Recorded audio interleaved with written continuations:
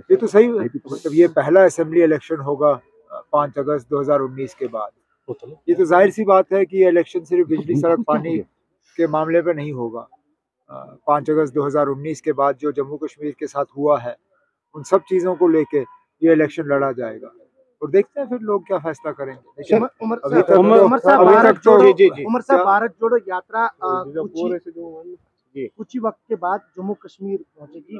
जिस तरह से हमने देखा कि महाराष्ट्र में अपोजिशन पार्टी जो है वो भारत जोड़ो का हिस्सा बनी, क्या यहाँ पर आप भारत जोड़ो का हिस्सा बने?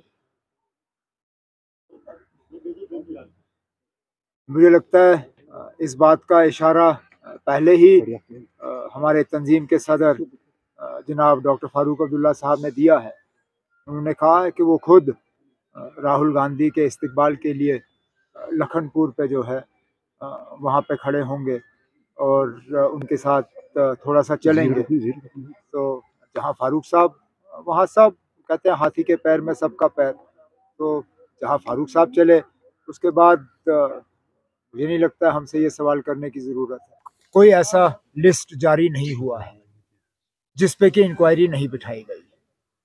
पहले तो ये होता था कि शायद 10 लिस्टों में एक लिस्ट पे सवाल उठाए जाते थे और उस लिस्ट को फिर दोबारा देखा जाता था।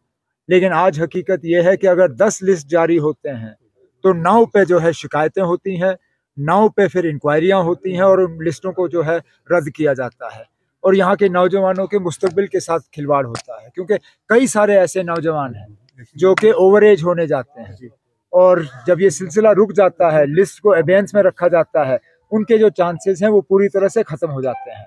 मेरी समझ में नहीं आता कि 3 साल हो गए अब 5 अगस्त के बाद और 8 साल हो मतलब 4 भी कितने साल हो गए, 4 से ज़्यादा साल हो गए जब से गवर्नर रूल लगा, तब से आज तक क्या ये एक बार भी नहीं सीख चुके हैं कि सही लिस्ट निकालने के लिए और इन स्कैम्स को रोकने के लिए उनको क्या करना चाहिए।